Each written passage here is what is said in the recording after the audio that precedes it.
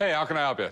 I have some antique penny banks here, and they're basically kids' toys. They're made out of cast iron. You see, now, when I was like 10 years old, I would have been developing a system where I could actually shoot one of my brothers with a cannon.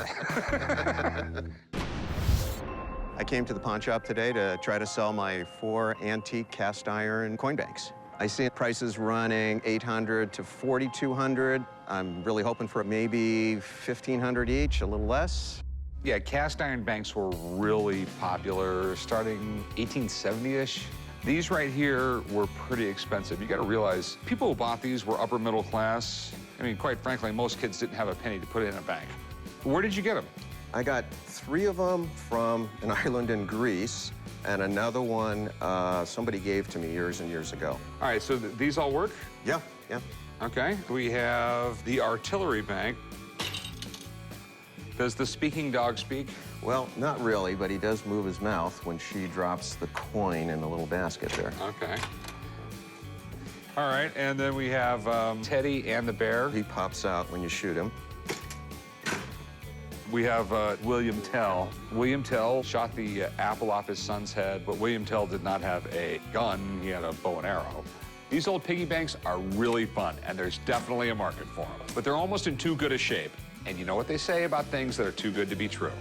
They're really neat. I mean, they've become really popular over the years, okay?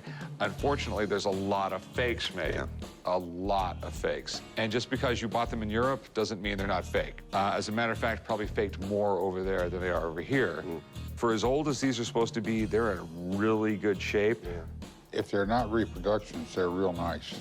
These piggy banks was made back when toy makers considered their profession a fine art. So you want to pawn these or sell them? I want to sell them, trying to reduce the material clutter around the house. I keep on telling this guy that. You got to see his house. It's ridiculous. He won't throw anything away. Shut up, Rick. So how much did you want for them? Well, I looked around on the internet, and if they're real, they run from $800 to $4,200. You know what? Let me get someone to look at them. Let's just make sure they're real first before we start talking numbers, all right? Very good. All right, Very I'll good. be right back. Let me give him a call. Thank you. Cast iron pieces like this can be worth a ton of money, and that's why people fake them. With these banks, I have some real concerns. That's why I'm calling in an expert. Johnny, how's it going? Hey, how's it going? What's Good, going man. on, Johnny? Got some old cast iron banks here. Nice. The guys usually call me down if they have a question about a piece or if they want to know the value of a certain item. I know they make a lot of counterfeits of these things. Well, yeah, these molds went on forever and ever. I mean, some of these they made probably 15, 20 times. These are really, really popular pieces around the late 1800s. You know, they were inexpensive at the time. A lot of the times you could buy these in hardware stores and just about any store you could imagine when they sold these. Cast iron toys were made in the 1800s up until World War II, and a lot of the material was scarce. These toys were made in America. A lot of the earlier pieces are highly sought after with collectors. With these pieces, even the reproductions, there's not very many changes to them. But there are some indicators to look at. What you're looking for in the bottom, sometimes some of the trap doors where they kept the coins was different. Some of them, they actually had a little key to open them. They also have patent dates on some of these as well. Also with the paint, the patina, being 100 years old, you see the normal wear and tear, especially if you got coins going back and forth. There should be indicating some of the stress that would cause in some of these pieces as well.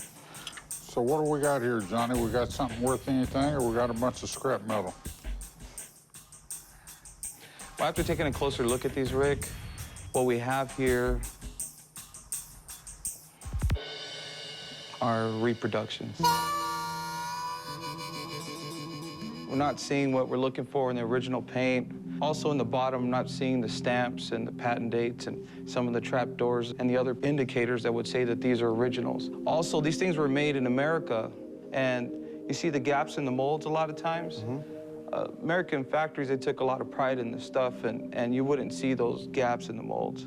Someone just took the little sticker off that said made in China? Pretty much, pretty much. I'm really disappointed. I really hoped they were going to be worth more, but I was afraid of that. Thanks, Johnny. Hey, Johnny, thanks for stopping by. No problem. People still buy these things. They're still popular, and they're not too much different from the old ones. It's just, unfortunately, there's not a whole lot of value to the reproductions.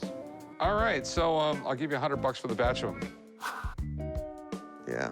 You know, for that price, I'll just keep the memories and try to reduce my material clutter with something else. Okay. Okay, hey, thanks for coming by. Thank you. Appreciate it. Well, I was pretty disappointed when he told me they were reproductions. I was hoping to get some good cash out of them, but, you know, they still have memory value to them.